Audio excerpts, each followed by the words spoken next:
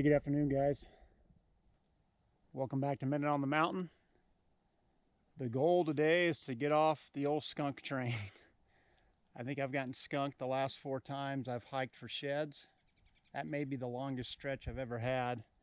Now, most of those hikes have only been a couple hours. I really haven't been able to go out for a full day yet in 2021.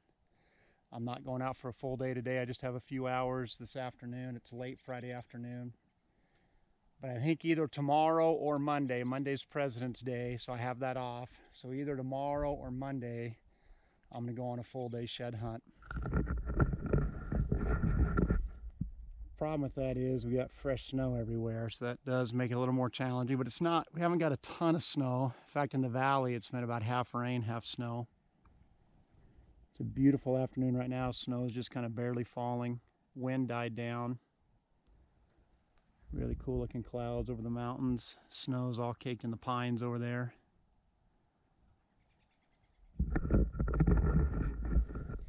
I want to give the channel shout out at the beginning. I've had some giveaways. I kind of hate doing a channel shout out on a giveaway because you're already mentioning other channels that are winning the giveaway, and I don't want to steal attention from them. But the channel I want to shout out today is Wandering the Wilderness. He's been a great supporter to my channel. He's got some great videos, guys. He does a really good job on his product reviews. He just did a kind of a bushcraft series where he wasn't using any modern equipment.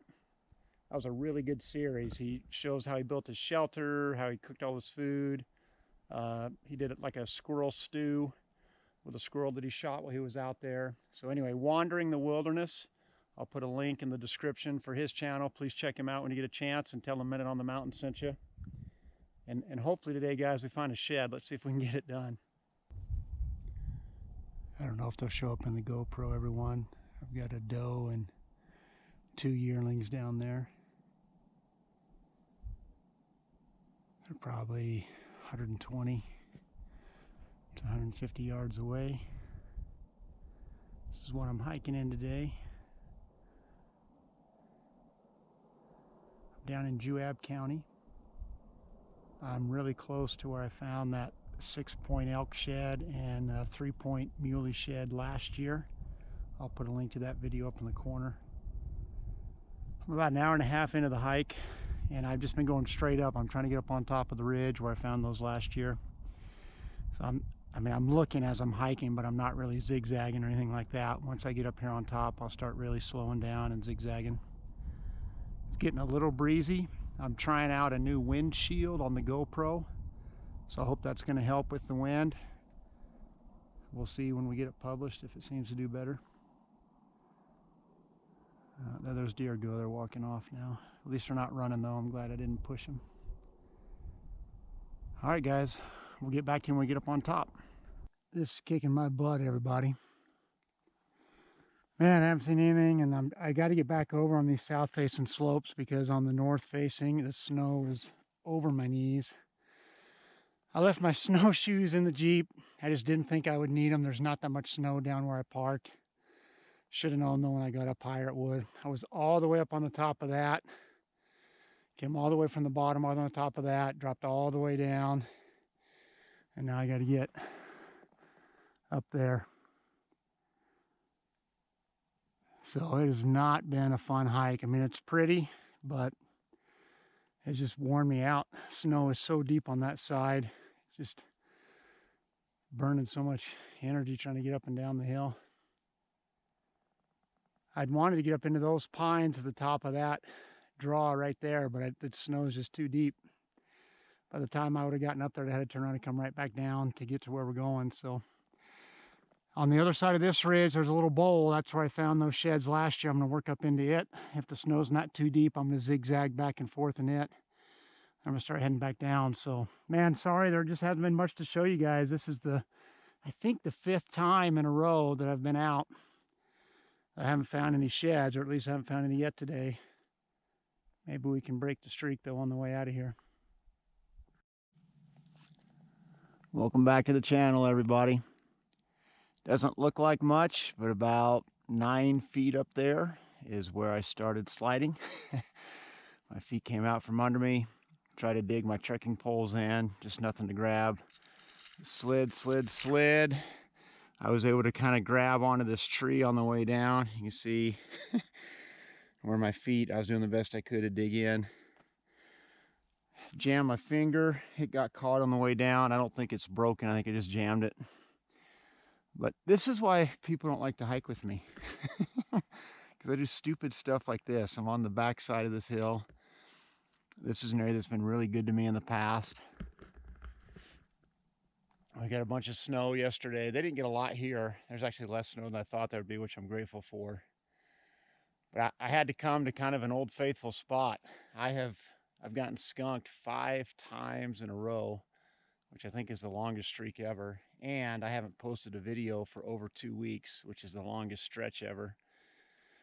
I've been out once or twice since I posted the last video, but I just didn't see anything. Just wasn't anything worth posting for you guys. So hopefully today we can at least pick up a shed or two. But man, that was not, my adrenaline was pumping. Because I wouldn't have been able to catch that tree. Let me flip this around. I would have gone all the way through here, pretty much all the way down to that next tree would have been my next chance to try and grab onto something. So, I mean, it wasn't a free fall. It's not like it was going to kill me, but it sure could have hurt me. Could have busted a leg pretty easily. So anyway, we'll get calmed down and get going again. All right, that first canyon was just too steep and too slippery. I kept losing my footing. So we'll have to come back in there when the snow's gone a little bit later in the spring. So now I'm just back on the east side of Bear Lake. You guys have seen a couple of videos from me before from here. It's alternating sun and snow. We get these little pockets of snow that come across. It's windy, so we'll see how my little windshield works today. There's a bald eagle up above me. I mean, it's so far away you won't be able to see it in this GoPro, but that's pretty cool. I don't see a lot of bald eagles over here, so that's cool that I'm seeing them. I do see golden eagles over here more often. So I got about 3 more hours. That first hike, guys, let me flip this around. That first hike, I only covered 3 miles in a little over 3 hours. That's just how slow I had to go for the footing and how steep it was. So I didn't cover much ground, but we'll see if we can cover a little more ground now. I've got about 3 more hours. We'll hike this and see if we can turn up a shed.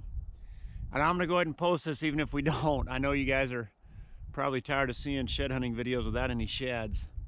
I'm tired of going on shed hunts without finding any, I can tell you that. But I just haven't posted in forever, so I want to get this on.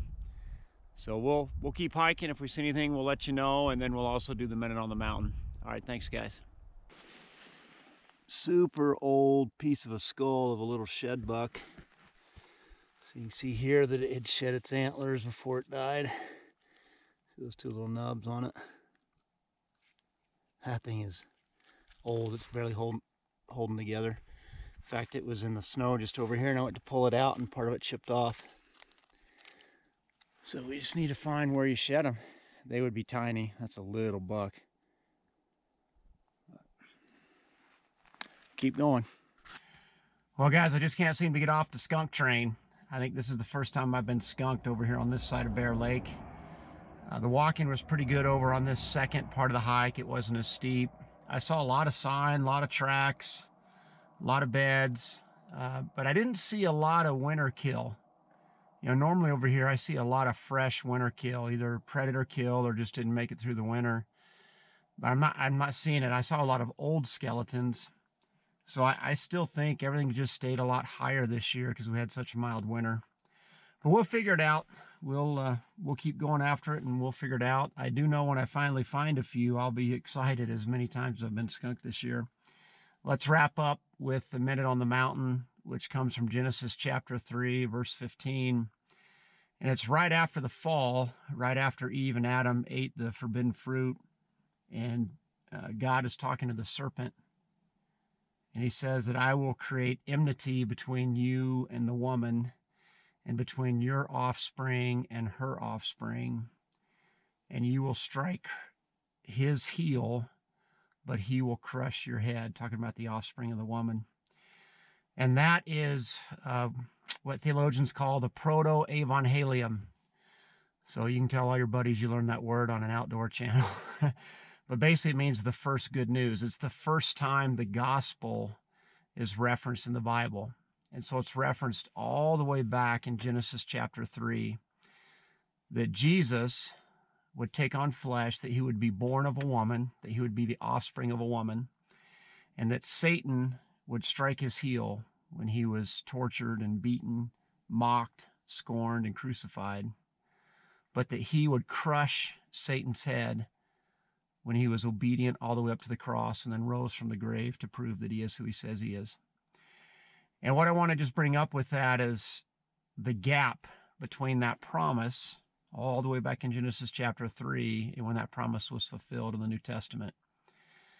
God always keeps his promises. Now, he keeps them on his time frame, not ours, but you can trust that God always keeps his promises. So again, that's Genesis chapter 3, verse 15. That's the good news. That's the gospel.